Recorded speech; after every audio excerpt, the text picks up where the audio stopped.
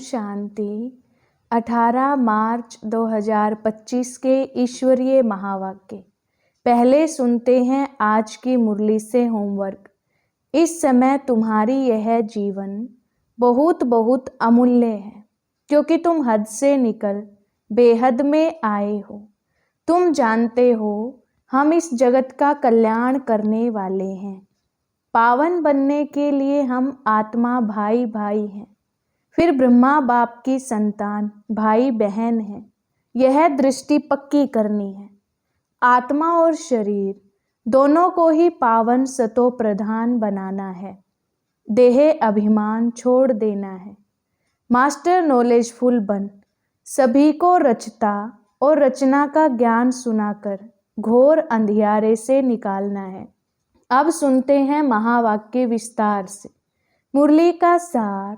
मीठे बच्चे, इस समय तुम्हारी यह जीवन बहुत बहुत अमूल्य है, क्योंकि तुम हद से निकल बेहद में आए हो। तुम जानते हो हम इस जगत का कल्याण करने वाले हैं। प्रश्न: बाप के वर्षे का अधिकार किस पुरुषार्थ से प्राप्त होता है? उत्तर: सदा भाई भाई की दृष्टि रहे। स्त्री पुरुष का भान है वह निकल जाए, तब बाप के वर्षे का पूरा अधिकार प्राप्त हो। परंतु स्त्री पुरुष का भान व यह दृष्टि निकलना बड़ा मुश्किल है। इसके लिए देही अभिमानी बनने का अभ्यास चाहिए। जब बाप के बच्चे बनेंगे तब वर्षा मिलेगा। एक बाप की याद से सतो प्रधान बनने वाले ही मुक्ति जीवन मुक्ति का वर्षा पाते हैं। गीत। आखिर वह दिन आया आज। ओम शांति। बच्चे यह जानते हैं ओम माना अहम आत्मा मम शरीर। अभी तुम इस ड्रामा को, सृष्टि चक्कर को और इस सृष्टि चक्कर के जानने वाले बाप को जान गए हो, क्योंकि चक्कर को जानने वाले को रचता ही कहेंगे।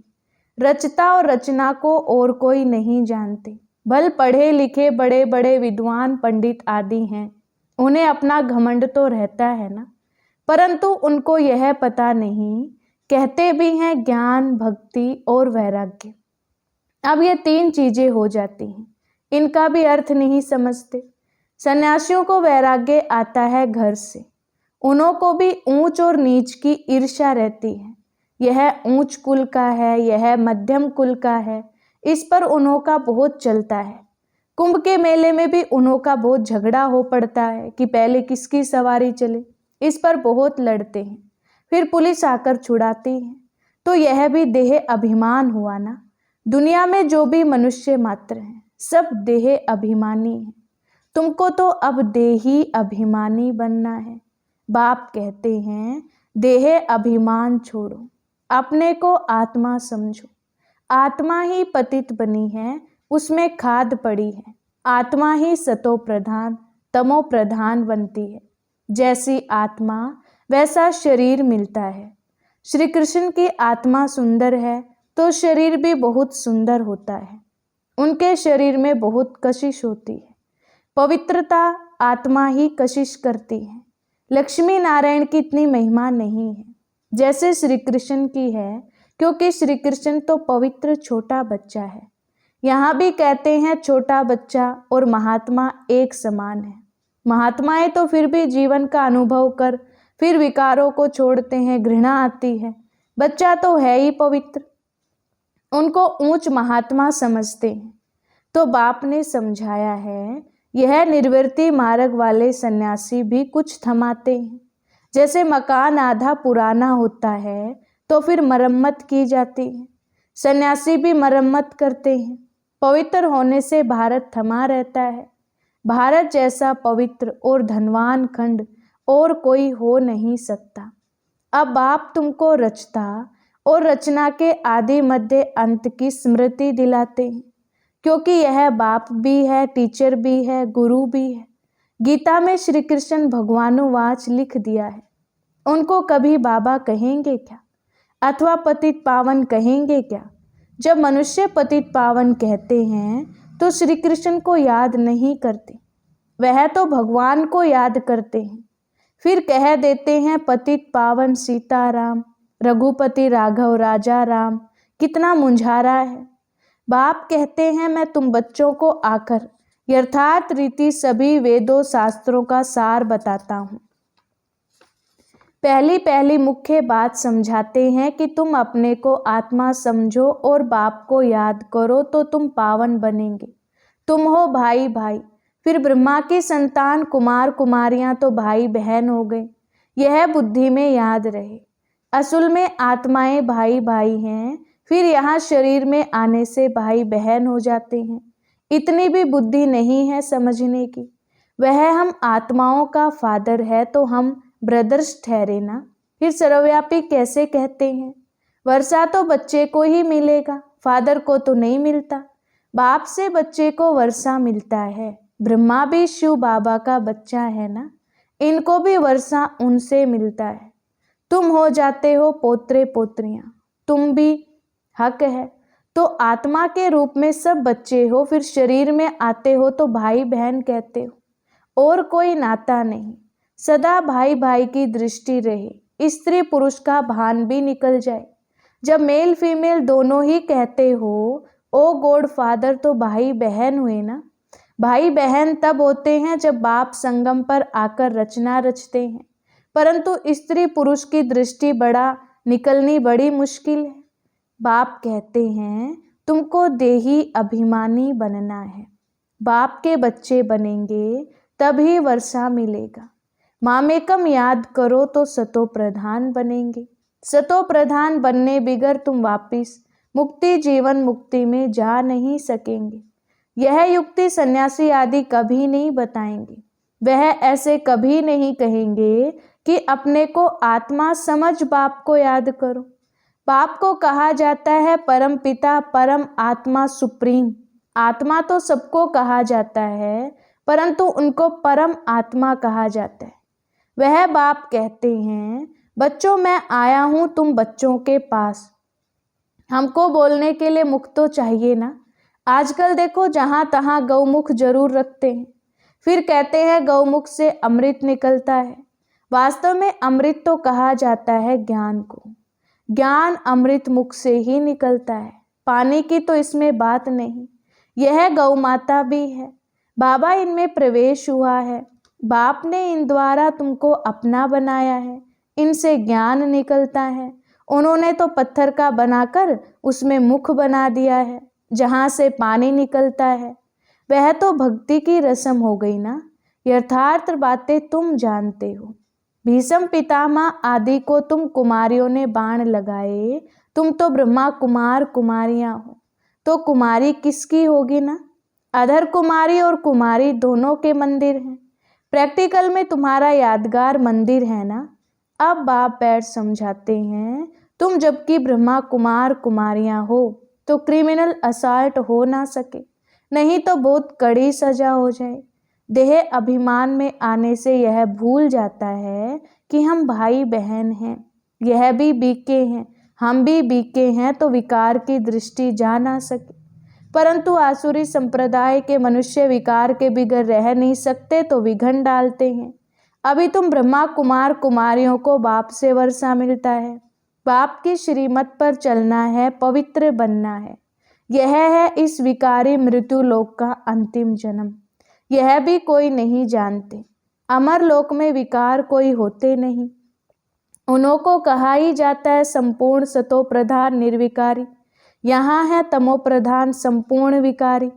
कहते भी हैं वह संपूर्ण निर्विकारी, हम विकारी पापी हैं। संपूर्ण निर्विकारियों की पूजा करते हैं। बाप ने समझाया है तुम भारतवासी ही पूज्य सो फिर पुजारी बनते हो। इस समय भक्ति का प्रभाव बहुत है। भगत भगवान को याद करते हैं कि आकर भक्ति का फल दो। भक्ति में क्या हाल हो गया है। बाप ने समझाया है मुख्य धर्म शास्त्र 4 हैं। एक तो है डीटिज्म, इसमें ब्राह्मण देवता क्षत्रिय तीनों ही आ जाते हैं। बाप ब्राह्मण धर्म स्थापन करते हैं। ब्राह्मणों की चोटी है संगम युग। तुम ब्राह्मण अभी पुरुषोत्तम बन रहे हो। ब्राह्मण बने फिर देवता बनते हो। वह ब्राह्मण भी हैं विकारी, वह भी इन ब्राह्मणों के आगे नमस्ते करते हैं। ब्राह्मण देवी देवता नमः कहते हैं, क्योंकि समझते हैं वह ब्रह्मा की संतान थे। हम तो ब्रह्मा की संतान नहीं हैं। अभी तुम ब्रह्मा की संतान हो, तुमको सब नमः करेंगे, तुम फिर देवी देवता बनते हो। अभी तुम ब्रह्मा कुमार कुमारियां बने हो, फिर बनेंगे देवी कुमार कुमारियां। इस समय तुम्हारी यह जीवन बहुत बहुत अमूल्य है, क्योंकि तुम जगत की माताएं गाई हुई हो। तुम हद से निकल बेहद में आए हो। तुम जानते हो हम इस जगत का कल्याण करने वाले हैं, तो हर एक जगत अम्बा जगत पिता ठहरे। इस नरक में मनुष्य बड़े दुखी हैं, हम उनकी रूहानी सेवा करने आए हैं। हम उनको स्वर्गवासी बनाकर ही छोड़ेंगे। तुम हो सेना, इनको युद्ध स्थल भी गाया जाता है। यादव कौरव और पांडव इकट्ठे रहते हैं, भाई भाई है ना। अब तुम्हारी युद्ध भाई बहनों से नहीं, तुम्हारी युद्ध है रावण से। भाई बहनों को तुम समझाते हो मनुष्य से देवता बनाने लिए, तो बाप समझाते हैं देह सहित देह के सब संबंध छोड़ने हैं।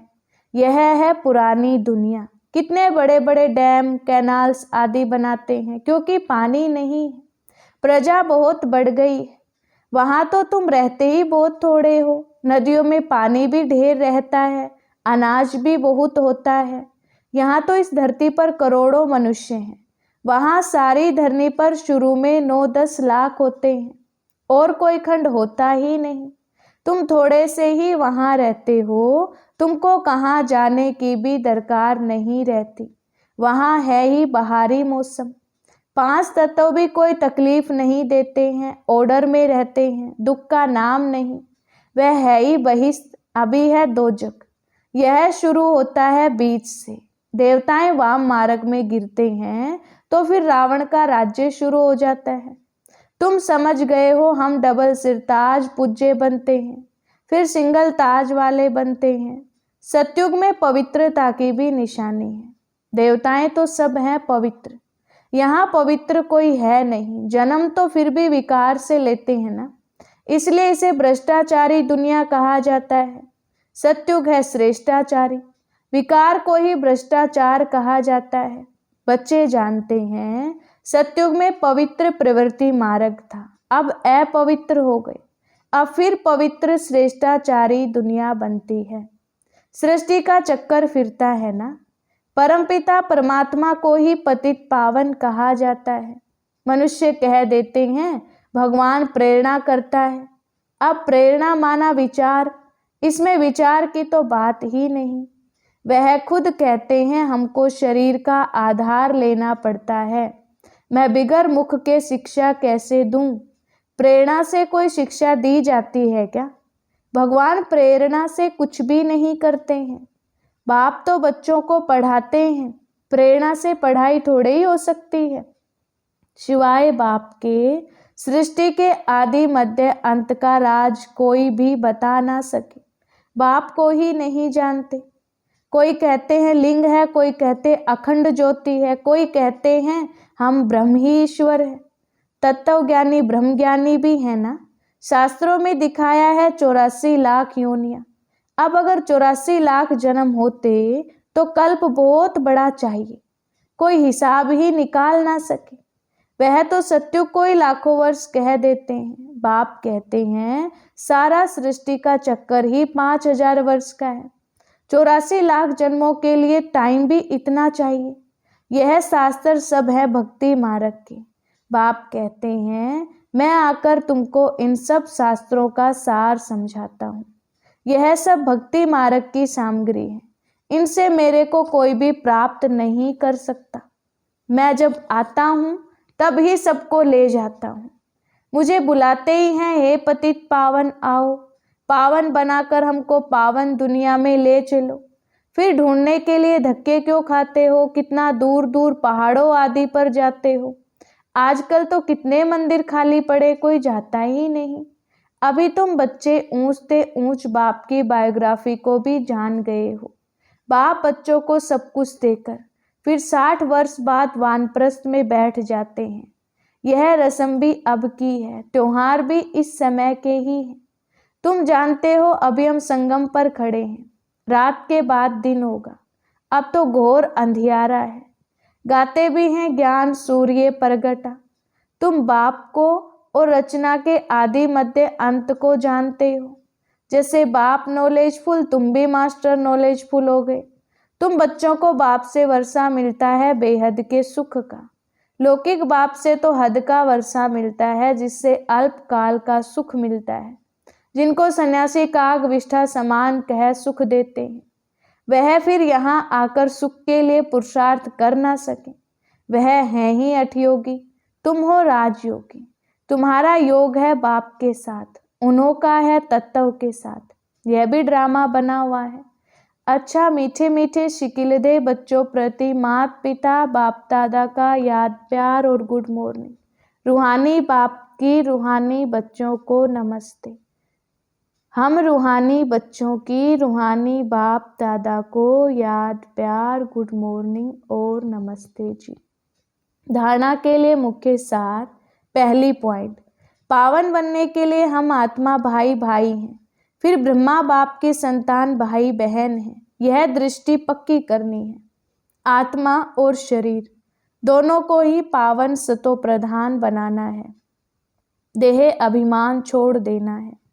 दूसरी पॉइंट, मास्टर नॉलेजफुल बन, सभी को रचता और रचना का ज्ञान सुनाकर घोर अंधियारे से निकालना है।